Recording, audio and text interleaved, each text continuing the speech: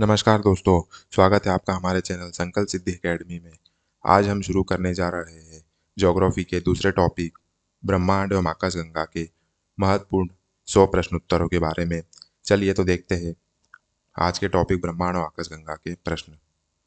पहला प्रश्न, पृथ्वी को घेरने वाला आकाश क्या क्या है? तो पृथ्वी को घेरने वाला आकाश पूरा ब्रह्मांड कहलाता है।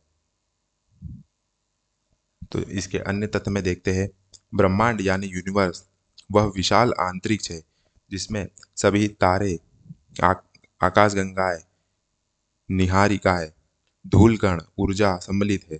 पृथ्वी इसी ब्रह्मांड का एक छोटा भाग है। ब्रह्मांड अनंत माना जाता है, इसमें अरबों आकाशगंगाएं हैं, मिल्की वेज। ब्रह्मांड का विस्तार लगातार हो रहा है। चलिए दूसरे प्रश्न पे आते हैं, ब्रह्मांड का अध्ययन क्या कहलाता है? तो ब्रह्मांड का अध्ययन कॉस्मोलॉजी कहलाता है। ब्रह्मांड का अध्ययन कॉस्मोलॉजी कहलाता है। कॉस्मोलॉजी विज्ञान की वह शाखा है जिसमें ब्रह्मांड की उत्पत्ति, संरचना, विकास और भविष्य का अध्ययन किया जाता है। तो कॉस्मोलॉजी के अंतर्गत हम ब्रह्मांड की उत्पत्ति, संरचना, विकास और भविष्य का अध्ययन किया जाता है। इसमें आधुनिक कॉस्मोलॉजी बिग बैंग सिद्धांत पर आधारित है।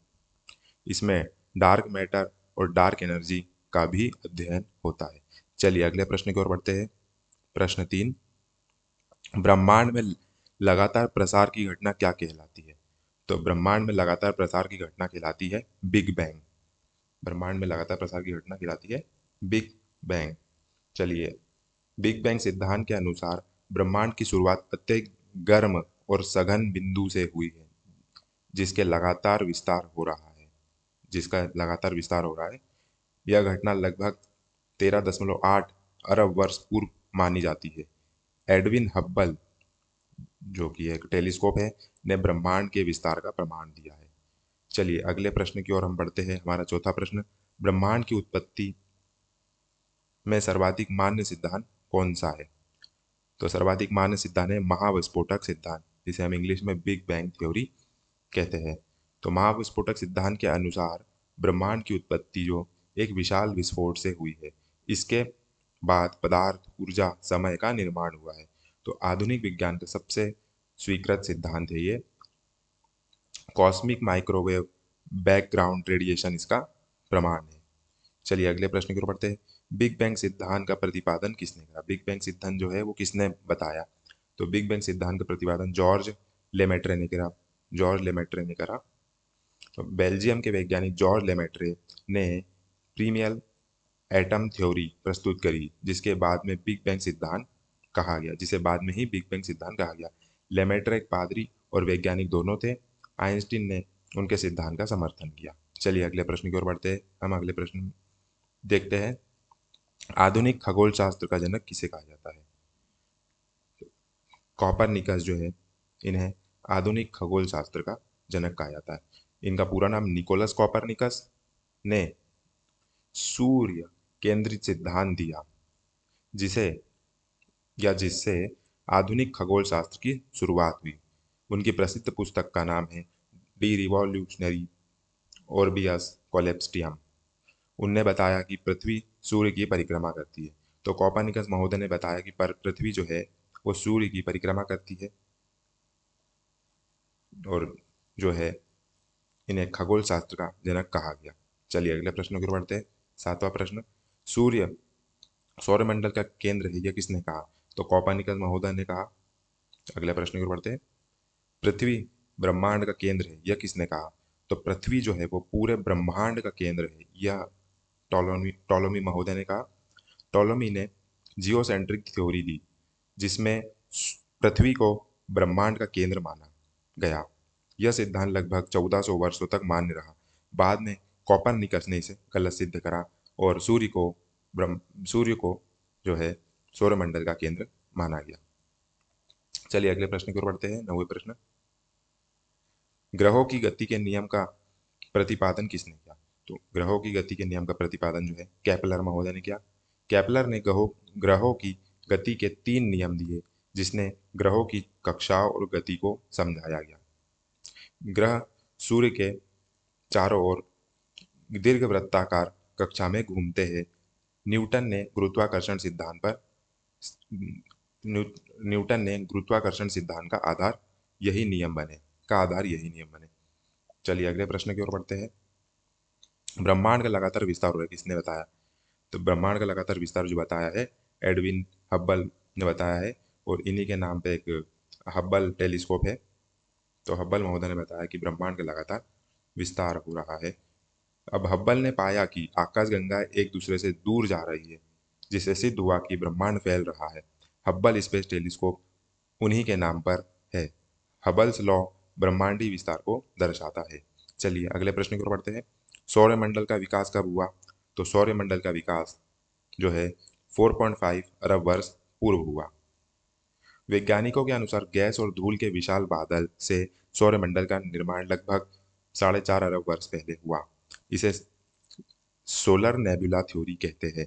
सूर्य सबसे पहले बना, फिर ग्रह बने। चलिए 12वें प्रश्न की ओर देखते हैं। ब्रह्मांड का मौलिक कण क्या कहलाता है? तो ब्रह्मांड का जो फंडामेंटल जो कण है वह क्या कहलाता है? तो वो कहलाता है Higgs boson. Higgs boson Higgs boson वह कण है जो अन्य कणों को द्रव्यमान प्रदान करता है, डेंसिटी देता है।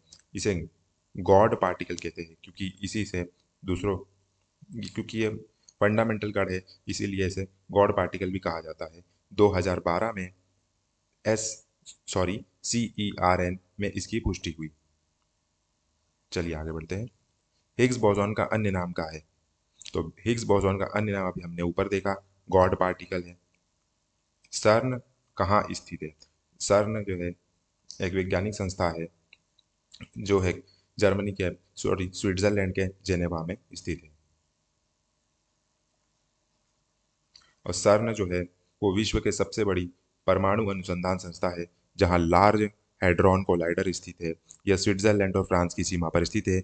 यहीं पर हिग्स बोसॉन की खोज हुई थी। चलिए अगले प्रश्न की ओर बढ़ते हैं। ब्रह्मांड की आयु कितनी मानी जाती है?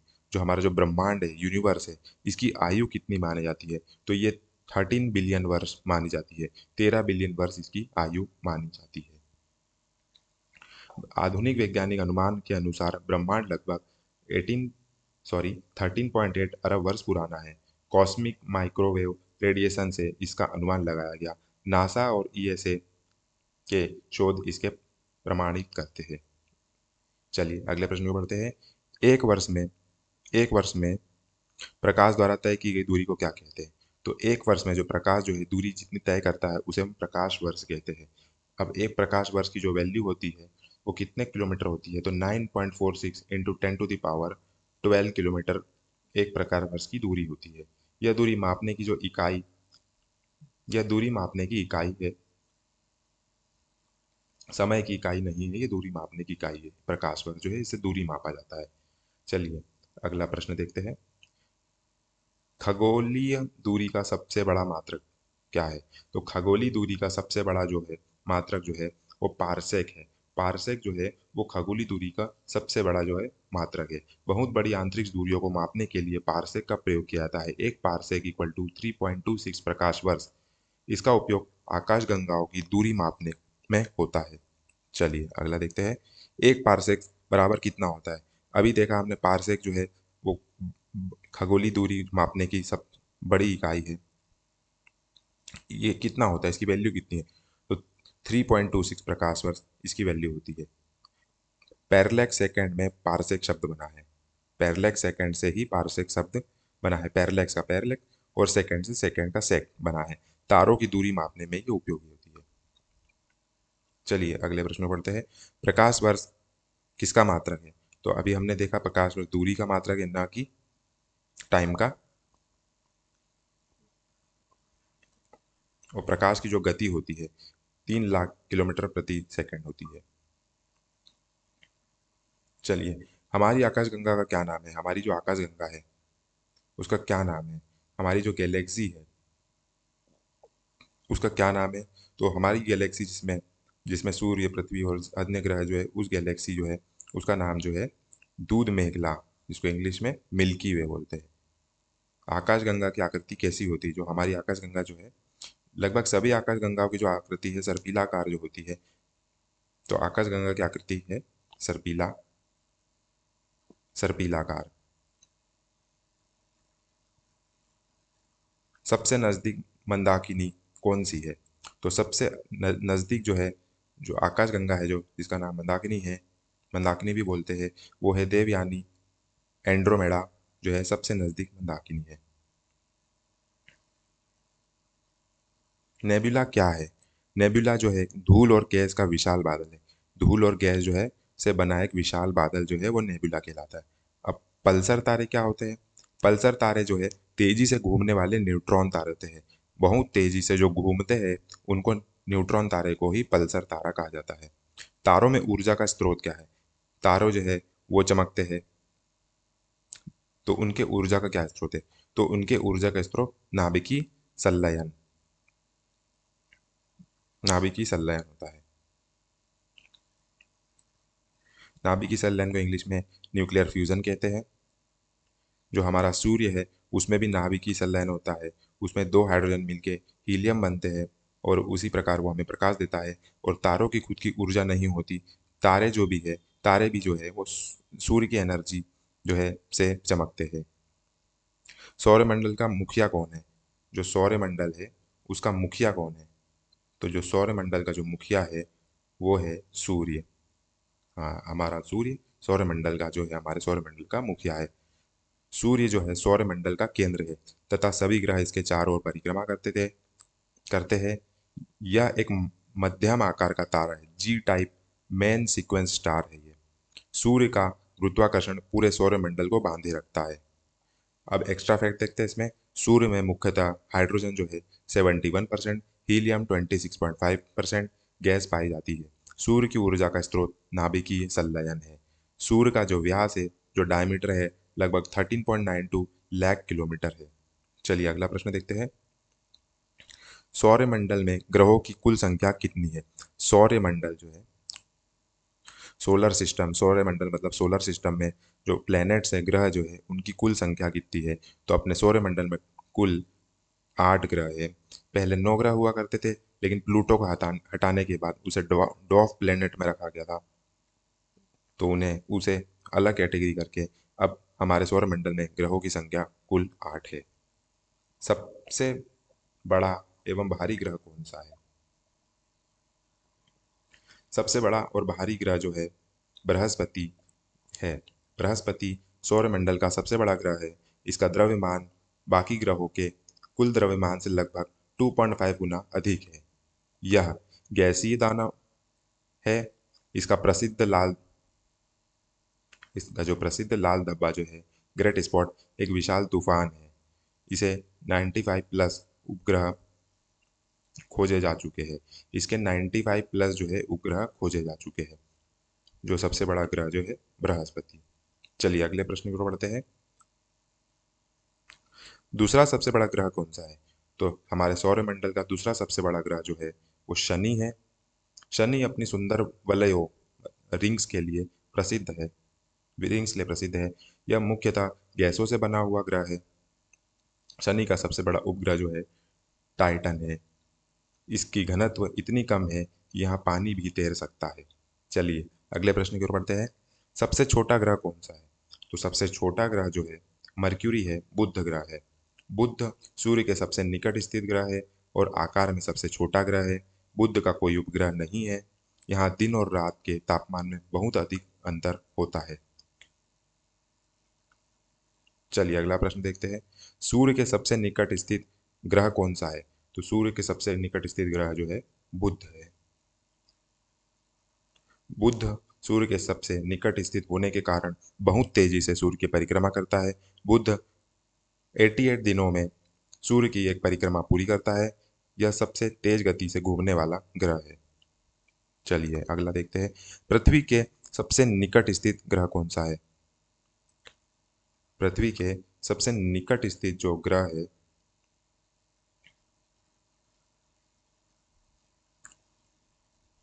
वो शुक्र है। शुक्र पृथ्वी के सबसे निकट स्थित ग्रह माना जाता है। यह आकार और संरचना में पृथ्वी से मिलता जुलता है। शुक्र मतलब इंग्लिश में वीनस। अब वीनस और मार्स दोनों सूर्य के पड़ोसी ग्रह है, जिसमें वीनस जो है, शुक्र ग्रह जो है, दूरी कम होने के कारण सबसे नजदीक ग्रह है। और सौरमंडल में ये वीनस जो है दूसरे नंबर का ग्रह है। सूर्य व पृथ्वी से दूर स्थित ग्रह कौन सा है? सूर्य और पृथ्वी से स्थित दूर ग्रह जो है वरुण है। वरुण है। अब वरुण जो है उसको इंग्लिश में नेपच्यून बोलते हैं। सौरमंडल का सबसे दूर स्थित ग्रह है। यह अत्यधिक ठंडा और गैसीय ग्रह है। इसकी खोज गणितीय गणनाओं के आधार पर हुई थी।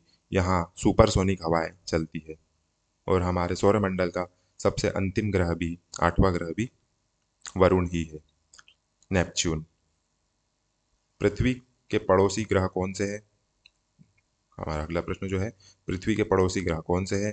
तो शुक्र और मंगल हमारे पृथ्वी के पड़ोसी ग्रह है।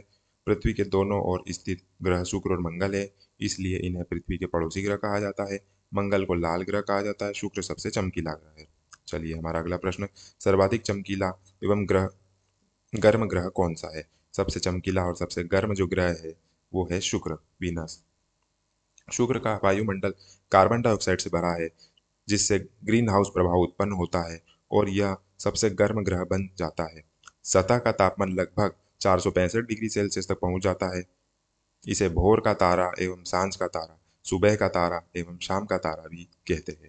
चलिए अगले प्रश्न की ओर। सर्वाधिक ठंडा ग्रह कौन सा है? सबसे ठंडा ग्रह जो है वरुण, जिसको इंग्लिश में नेपच्यून बोलते हैं। वरुण सूर्य से बहुत अधिक स्थित दूर होने से अत्यधिक ठंडा ग्रह है। इसका तापमान लगभग -214 डिग्री सेल्सियस तक पहुंच सकता है। यह नीले रंग का दिखाई देता है। चलिए अगला प्रश्न देखते हैं। वरुण की खोज कब हुई? तो वरुण ग्रह नेपच्यून की खोज जो हुई थी 1846 में इसकी खोज हुई। वरुण की खोज जो है वैज्ञानिक गणनाओं के आधार पर की गई थी, जो खगोल विज्ञान की बड़ी उपलब्धि मानी जाती है। इसकी खोज जोहान गाले ने की थी। यह पहला ग्रह था जिसकी खोज गणितीय भविष्यवाणी से हुई थी। 38 प्रश्न नंबर, सर्वाधिक उपग्रह वाला ग्रह कौन सा है? ऐसा कौन सा ग्रह है जिसके सबसे ज्यादा सैटेलाइट है?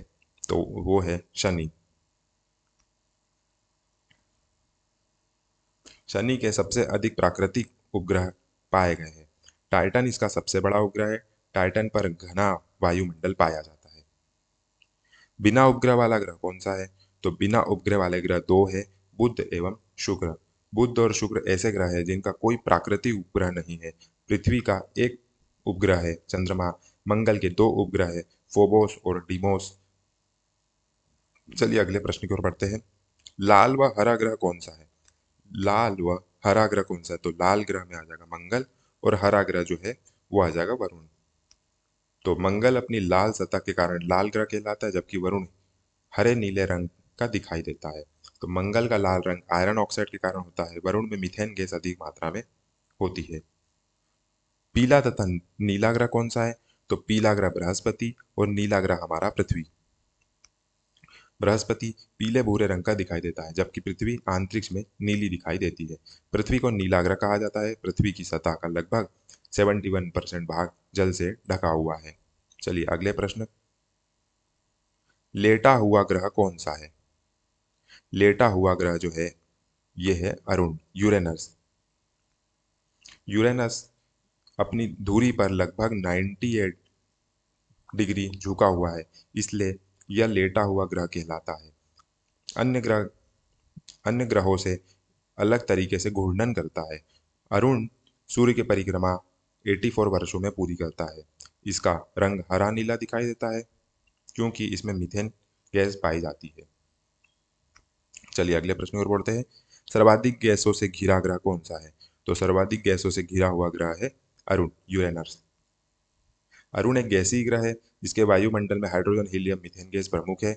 इसे आइस जायंट भी कहा जाता है। अरुण के चारों ओर पतले वलय भी पाए जाते हैं। चलिए अगला देखते हैं। यूरेनस की खोज किसने की थी? तो यूरेनस की खोज जो है हर्शेल ने करी थी। यूरेनस की खोज विलियम हर्शेल ने दूरबीन की सहायता से की थी। यह आधुनिक युग में खोजा गया पहला ग्रह था। इससे पहले ग्रह केवल नग्न आंखों से देखे गए थे। इसकी खोज ने सौरमंडल की सीमाओं को बढ़ाया। अगला प्रश्न, सबसे कम घनत्व वाला ग्रह कौन सा है? जिसकी सबसे कम डेंसिटी है वो ग्रह है शनि। शनि का घनत्व पानी से भी कम है। यदि इतना बड़ा महासागर हो तो शनि उसमें तैर सकता है। शनि मुख्यतः हाइड्रोजन और हीलियम से बना है।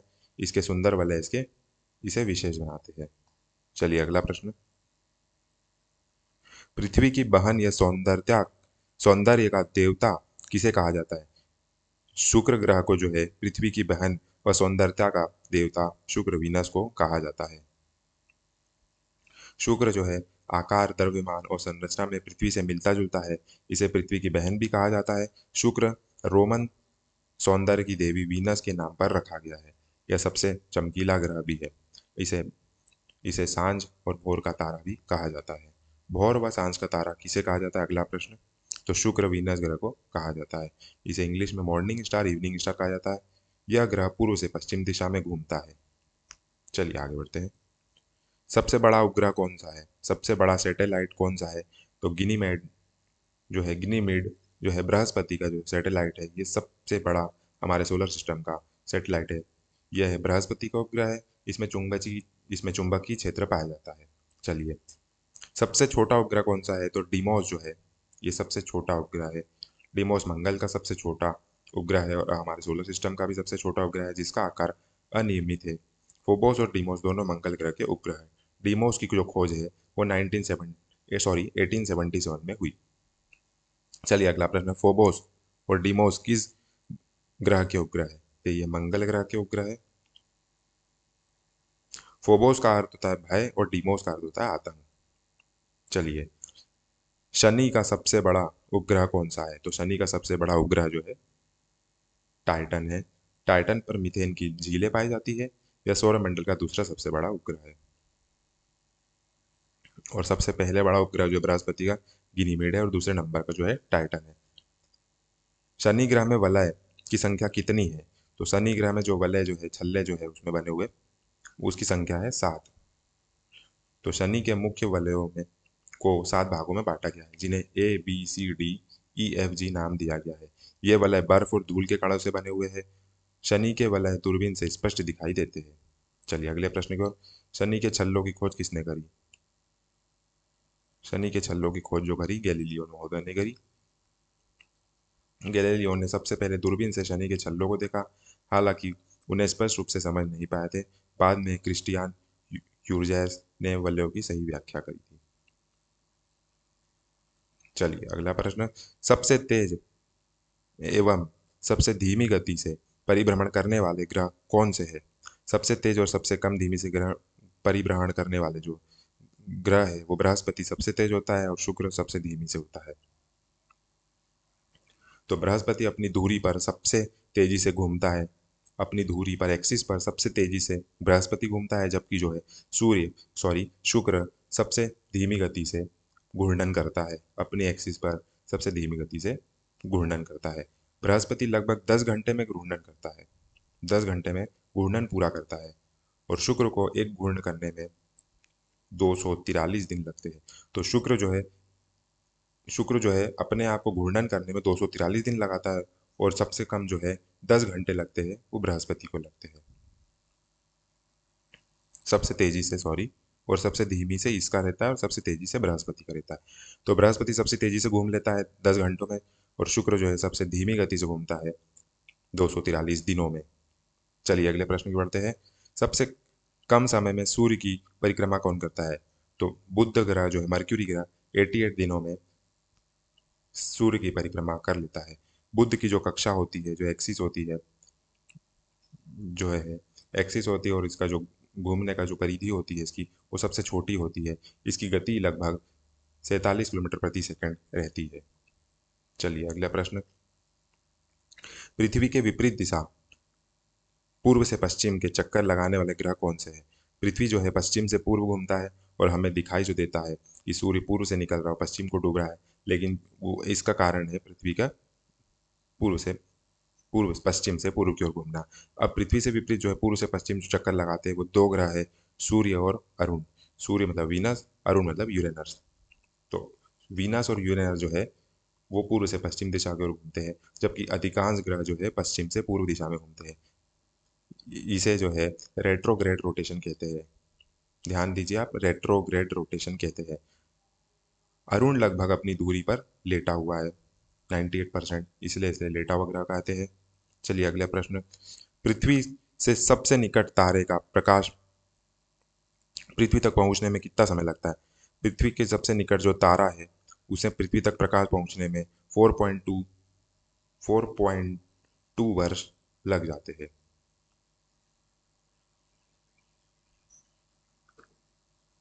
यह अल्फा सॉटरी प्रणाली का एक भाग है। पृथ्वी के निकटतम तारे में है प्रोक्सिमा प्रोक्सिमा सेंचुरी का प्रकाश जो है पृथ्वी तक आने में लगभग 4.2 वर्ष लेता है, और यह जो है अल्फा सेटोरी प्रणाली का भाग है। इसकी दूरी लगभग 4.2 वर्ष प्रकाश वर्ष है। चलिए अगला प्रश्न देखते हैं। सूर्य तथा चंद्रमा के प्रकाश को पृथ्वी तक पहुंचने में कितना समय लगता है? सूर्य के प्रकाश को पृथ्वी और चंद्रमा के प्रकाश जो है उसको पृथ्वी पहुंचने में 4.3 मिनट सूर्य का, और चंद्रमा का 1.3 सेकेंड।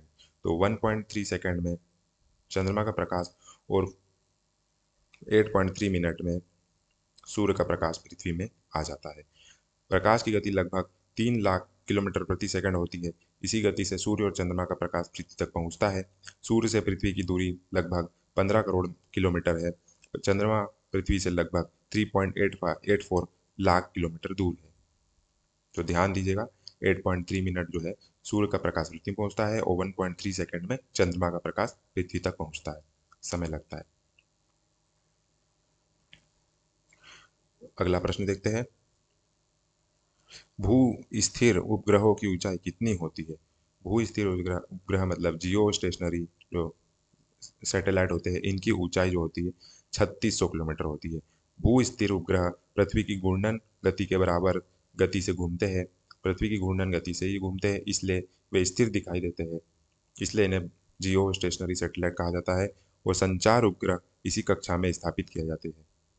जो कम्युनिकेशन जो सैटेलाइट होते हैं वो ये जियो से स्टेशनरी ऑर्बिट में ही स्थापित किए जाते हैं। चलिए अगला प्रश्न देखते हैं। क्षुद्र ग्रह कहाँ स्थित है? अब क्षुद्र ग्रह जो है मंगल और बृहस्पति के बीच स्थित जो है उस क्षेत्र को क्षुद्र उस क्षेत्र में क्षुद्र ग्रह स्थित है, और उस क्षेत्र के जो घेरा कहलाता है वो क्षुद्र ग्रह का घेरा कहलाता है, जिसे एस्ट्रॉयड बेल्ट कहते हैं।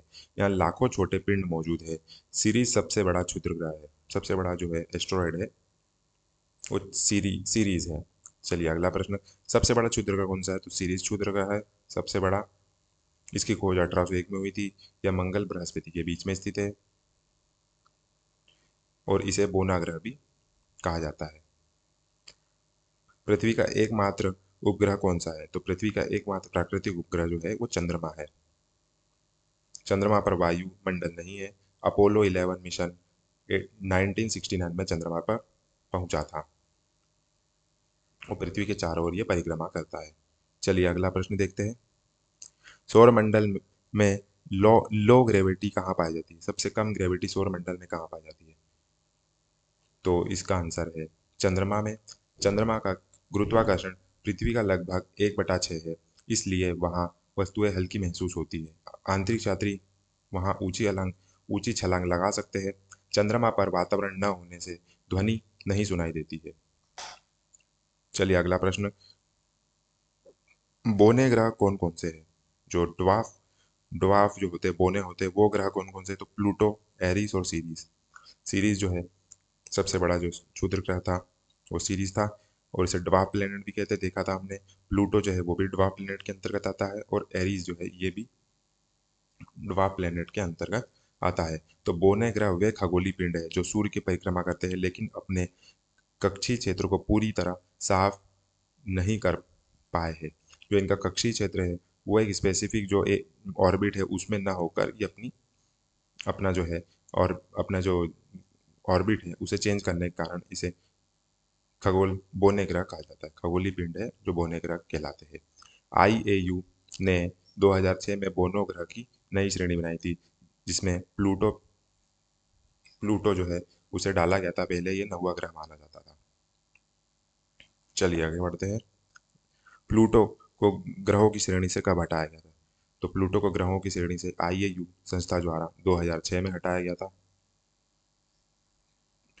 अगला देखते हैं, तारों का मुख्य घटक क्या है। तो तारे जो है मुख्य कंपोनेंट जिससे बने हुए हैं, निर्मित हुए हैं, वो हाइड्रोजन व हीलियम है।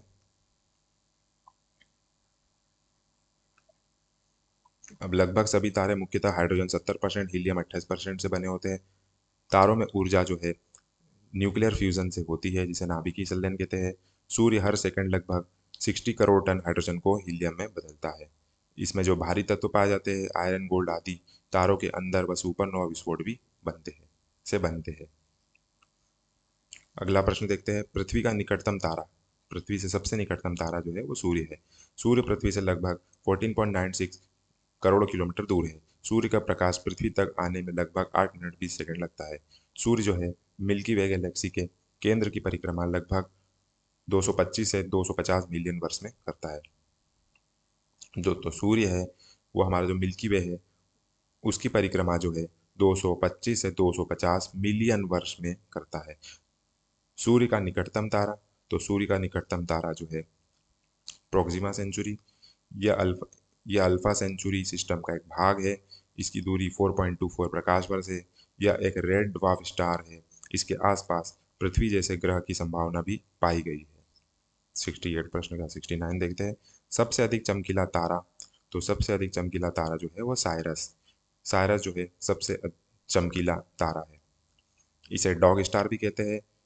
यह कैनिस मेजर तारामंडल में स्थित है। कैनिक मेजर जो है सोलर सिस्टम है, वहाँ पे ये डॉग स्टार साइरस जो है चमकीला तारे के रूप में स्थित है, जो सबसे चमकीला तारा है पूरे यूनिवर्स में। चमक अधिक होने के कारण पृथ्वी के अपेक्षाकृत निकट होना। अब चमक अधिक होने के क्या कारण है? पृथ्वी के अपेक्षाकृत निकट होना, अत्यधिक प्रकाशमान होना, ये इसके कारण है। चलिए, तारे का रंग सूचक होता है। तारे का जो रंग है वो किस चीज का सूचक होता है? तो तारे का रंग जो है वो तापमान का सूचक होता है कि कितना उसमें टेम्परेचर है। तो जैसे नीला तारा सबसे अधिक गर्म जो होता है वो नीला तारा होता है। लाल तारा अपेक्षाकृत ठंडा होता है। सूर्य पीले सफेद रंग का है। तापमान के अनुसार रंग बदलने का कारण जो है ब्लैक बॉडी रेडिएशन है। चलिए अगला प्रश्न, तारों का टिमटिमाना जो है वो प्रकाश का अपवर्तन कहलाता है, मतलब refraction, light refraction of light. इसमें लाइट जो है, प्रकाश जो है, एक एक माध्यम से दूसरे माध्यम जो है में जब प्रवेश करती है तो उसके कारण उसमें कुछ परिवर्तन आता है, तो उसे प्रकाश का अपवर्तन या रिफ्रैक्शन ऑफ लाइट कहते हैं। उसके कारण तारे टिमटिमाते हैं।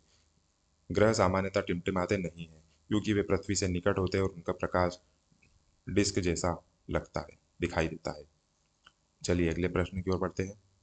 ब्लैक होल सिद्धांत दिया था। तो ब्लैक होल जो सिद्धांत है वो एस चंद्रशेखर जी ने दिया था। अब ब्लैक होल सिद्धांत जो है इसी को चंद्रशेखर सीमा भी कहा जाता है। ब्लैक होल जो सिद्धांत है चंद्रशेखर सीमा भी कहा जाता है। भारतीय वैज्ञानिक सुब्रमण्यम चंद्रशेखर ने सिद्धांत दिया था, यदि किसी व्हाइट ड्वार्फ का द्रव्यमान 1.44 सूर्य द्रव्यमान से अधिक हो जाता है तो वह स्थिर नहीं रहता है, आगे चलकर वह न्यूट्रॉन स्टार या ब्लैक होल बन सकता है। अब 1983 में इसी बात के लिए उन्हें नोबेल प्राइज दिया गया था, वैज्ञानिक जो है सुब्रमण्यम चंद्रशेखर जी को। चलिए अगले प्रश्न की ओर बढ़ते हैं।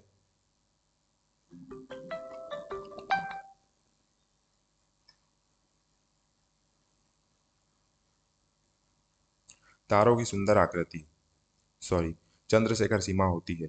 अब चंद्रशेखर जो लिमिट होती है वो 1.44 सूर्य द्रव्यमान होती है। इसे आइए देखते हैं। 1.44 सूर्य द्रव्यमान क्या होता है? तो वन पॉइंट जब वन यदि किसी वाइट ड्वार्फ का द्रव्यमान 1.44 सूर्य द्रव्यमान से अधिक हो जाता है तो वह अस्थिर हो जाता है। तो उसी उसी कारण से ब्लैक होल निर्मित होते हैं और यही जो है चंद्रशेखर सीमा कहलाती है। तारों की सुंदर आकृति, तारों की सुंदर आकृति को तारामंडल कहते हैं। सोलर सिस्टम, आधुनिक खगोल विज्ञान में कुल 88 मानक स्टैंडर्ड तारामंडल माने जाते हैं। सबसे बड़ा जो है हाइड्रा है और सबसे छोटा जो तारामंडल है क्रुक्स है। राशि चक्र जोडिएक्स में 12 तारामंडल प्रसिद्ध है। ओरियन सबसे आसानी से पहचाने जाने वाला तारामंडल है। सॉरी, तारा सोलर सिस्टम जो उस वो गलत बता दिया मैंने। तारामंडल मतलब कॉन्स्टिलेशन होता है, सोलर सिस्टम अलग होता है। तारामंडल मतलब कॉन्स्टिलेशन, तारा जो है, तारों को मिला के जो उनका समूह जो कहलाता है वो तारामंडल कहलाता है, उसको कॉन्स्टिलेशन कहते हैं।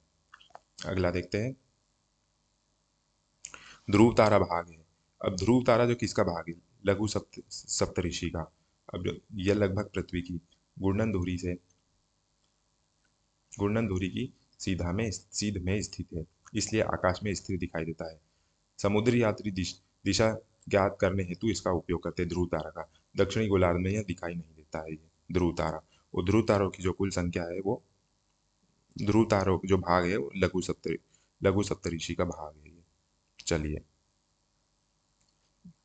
दिशा निर्धारण में सहायक होता है। अभी हमने देखा दिशा निर्धारण जो है ध्रुव तारा जो है सहायक होता है। ध्रुव तारा सूचित करता है उत्तर दिशा को ये सूचित करता है, क्योंकि उत्तर दिशा में दिखाई देता है इसलिए ये उत्तर दिशा को सूचित करता है। ध्रुव केतु किससे निर्मित है? ध्रुव केतु जो होता है, ध्रुव केतु है जो ये धूल गैस बर्फ से निर्मित होता है। इसे अन्य नाम जो है डर्टी स्नोबॉल भी कहते हैं। सूर्य के निकट आने पर पूंछ बनती है। पूंछ हमेशा सूर्य के विपरीत दिशा में रहती है। ध्रुव केतु जो है सूचित करता है उत्तर दिशा को, सॉरी माफ कीजिएगा, ध्रुव केतु धूल बर्फ गैस से निर्मित पिंड है। अब 76 वर्षों में दिखाई देने वाला जो ध्रुव केतु है वो हेली तारा है। अब हेली जो ध्रुव केतु है पुनः जो दिखाई देगा वो 2062 में दिखाई देगा। अगला देखते हैं, आकार के अनुसार यहाँ आकार के अनुसार ग्रहों का क्रम घटते क्रम में क्या होगा? तो बृहस्पति सबसे बड़ा ग्रह है, उसके उसके बाद शनि दूसरे नंबर का बड़ा ग्रह है, फिर अरुण, फिर उसका यूरेनस, फिर उसके बाद नेपच्यून, फिर पृथ्वी, सूर्य, मंगल और बुध। तो सबसे छोटा जो ग्रह है वो है मर्क्यूरी, और सबसे बड़ा ग्रह जो है बृहस्पति। हमारा पृथ्वी जो है वो 5वें नंबर पे आता है, शनि अरुण वरुण के बाद। चलिए अगला प्रश्न देखते हैं, सूर्य से दूरी के अनुसार ग्रह का जो क्रम है बढ़ते क्रम में बताइए। तो पहला जो सूर्य के सबसे नजदीक ग्रह जो है मर्क्यूरी बुध है, फिर वीनस है, शुक्र, पृथ्वी है पृथ्वी है अर्थ है, फिर इसके बाद मार्स मंगल है, बृहस्पति जुपिटर, शनि सैटर्न, अरुण जो है यूरेनस, वरुण जो है नेपच्यून। चलिए अगला देखते हैं, सूर्य का केंद्रीय भाग जो है वो कोर कहलाता है। सूर्य जो है वो सूर्य जो है वो 3 भागों से मिलकर बनता है, कोरोना, कोर और मध्य भाग जो रहता है उससे मिलकर बनता है। इसका जो केंद्र का भाग है जो है वो है कोर। सूर्य के केंद्र का तापमान, तो सूर्य का जो केंद्र का तापमान है 15 मिलियन डिग्री सेल्सियस। सूर्य के केंद्र का तापमान जो है वो 15 मिलियन डिग्री सेल्सियस है, और यहीं पे न्यूक्लियर फ्यूजन होता है। और सूर्य की जो सतह का तापमान जो है वो 5,500 से 6,000 डिग्री सेल्सियस के बीच में रहता है। इसके सबसे बाहरी सतह जो है वो कोरोना कहलाता है। सूर्य का बाहरी परत जो कोरोना कहलाता है, जो पूर्ण सूर्य ग्रहण में दिखाई देता है। तापमान लाखों डिग्री तक पहुंच जाता है। अब उसके बाद प्रकाश मंडल, फोटोस्फेयर, जब सूर्य की दृश्यमान सतह जो है उसको फोटोस्फेयर कहते हैं। अब वर्णमंडल जिसे क्रोमोस्फेयर कहते हैं, फोटोस्फेयर के ऊपर परत होता है ये। और इसका सूर्य ग्रहण में लाल रंग इसी के कारण, वर्णमंडल के कारण दिखाई देता है ये। चलिए आगे बढ़ते हैं, सूर्य की सतह का तापमान, सूर्य के अंदर का तापमान हमने देखा अभी 15 मिलियन डिग्री सेल्सियस। अब सूर्य की सतह का जो तापमान होता है वो 6,000 डिग्री सेल्सियस या 5,500 से 6,000 डिग्री सेल्सियस के बीच में होता है। सूर्य का बाह्य जो परत होती है उसे हम कोरोना कहते हैं। उसके बाद जो जो पूर्ण रूप से अगर सूर्य ग्रहण लगता है तो ये हमें कोरोना ही दिखाई देता है। इसको किरीट भी बोलते हैं। कोरोना उत्सर्जित करता है। अब जो कोरोना है वो इमिट करता है एक्स रेज को। और एक्सरे के आविष्कारक जो थे रोएंटजन जी थे, जिन्हें भी नोबेल प्राइज दिया जाता है एक्सरे की खोज के लिए। चलिए अगला देखते हैं, सूर्य का दीप्तिमान सतह क्या कहलाता है? सूर्य का जो दीप्तिमान जो है, सूर्य जो प्रकाशित होती है उसका जो सतह है उसको प्रकाश मंडल या फोटोस्फीयर कहते हैं। सूर्य का जो है दृश्यमान सतह ये कहलाता है। सूर्य के सूर्य का प्रमुख संगठक जो है हाइड्रोजन और हीलियम, और अन्य जो तत्व है वो 2.5% माना जाता है। सूर्य की ऊर्जा का स्रोत जो है नाभिकीय संलयन, न्यूक्लियर फ्यूजन। सूर्य का जो आकार है पृथ्वी से 109 गुना बड़ा है। जो सूर्य का जो आकार है वो पृथ्वी से लगभग 109 गुना बड़ा है। और सूर्य के अंदर लगभग 13 लाख पृथ्वियां समा सकती है। सूर्य का जो व्यास है 13.9 लाख किलोमीटर है। चलिए आगे बढ़ते हैं। सूर्य एवं पृथ्वी के बीच की औसत दूरी जो है वो कितनी है? तो सूर्य और पृथ्वी के बीच में जो औसत दूरी है 149.6 मिलियन किलोमीटर है। इसे जो है एस्ट्रोनॉमिकल यूनिट से नापा जाता है, जो है एयू। एयू का फुल फॉर्म है। पृथ्वी की जो कक्षा है वो है इलेप्टिकल। इलेप्टिकल इलेप्टिकल कक्षा में पृथ्वी जो है सूर्य के चक्कर लगाता है। चलिए आगे बढ़ते हैं। सूर्य ग्रहण होता है। सूर्य ग्रहण किसके कारण होता है? अब सूर्य का जो ग्रहण है वो चंद्रमा के बीच में आ जाने से, पृथ्वी और सूर्य के बीच में चंद्रमा आ जाता है तो सूर्य ग्रहण होता है। जब सूर्य जो है एवं पृथ्वी के बीच में चंद्रमा आ जाता है तो सूर्य ग्रहण हो जाता है। अब चंद्र ग्रहण के बारे में देख लेते हैं। अब चंद्र ग्रहण जो होता है तो इसमें सूर्य और चंद्रमा के बीच में पृथ्वी आ जाता है, तो चंद्रमा दिखाई देना बंद हो जाता है, तो चंद्र ग्रहण लग जाता है। सूर्य और चंद्रमा के बीच में पृथ्वी के आ जाने से चंद्र ग्रहण होता है। चंद्रमा जीवाश्म ग्रह पृथ्वी का एक परिक्रमा करता है कितने दिनों में? तो पृथ्वी की जो है परिक्रमा करने में चंद्रमा को 27 दिन और 8 घंटे लगते हैं। चलिए अगला प्रश्न देखते हैं। आंतरिक यात्रियों को आकाश दिखाई देता है। अब आंतरिक यात्रियों को जो आकाश है वो काला रंग दिखाई देता है। उसका कारण है कि अंतरिक्ष में वायुमंडल नहीं होना, प्रकाश का प्रकीर्णन मतलब स्कैटरिंग ऑफ लाइट नहीं होता, जिस कारण से वो है काला दिखाई देता है। अब उसके बाद अगला प्रश्न देखते हैं जो आज का हमारा अंतिम प्रश्न है। आकाश नीला दिखाई देता है किसके कारण से? तो आकाश जो नीला रंग है वो स्कैटरिंग ऑफ लाइट जो है प्रोसेस उससे दिखाई देता है। लाइट की स्कैटरिंग होने से आकाश जो है नीला रंग दिखाई देता है। तो दोस्तों आज की क्लास में हमने ज्योग्राफी के सौरमंडल टॉपिक को, सौरमंडल व ब्रह्मांड के टॉपिक को हमने विस्तृत रूप में अच्छे कॉन्सेप्चुअल वे में समझा। तो उम्मीद है कि यह टॉपिक आपको काफ़ी आसान लग रहा होगा। अगर वीडियो पसंद आया हो तो लाइक करें, चैनल को सब्सक्राइब करें, बेल आइकन दबाएं और अपने दोस्तों के साथ भी शेयर करें। अगली क्लास में हम ज्योग्राफी के अन्य टॉपिक को लेकर आएंगे, महत्वपूर्ण टॉपिक लाएंगे। तब तक पढ़ते रहिए, मेहनत करते रहिए और अपने लक्ष्य की ओर बढ़ते रहिए। जय हिंद, जय भारत।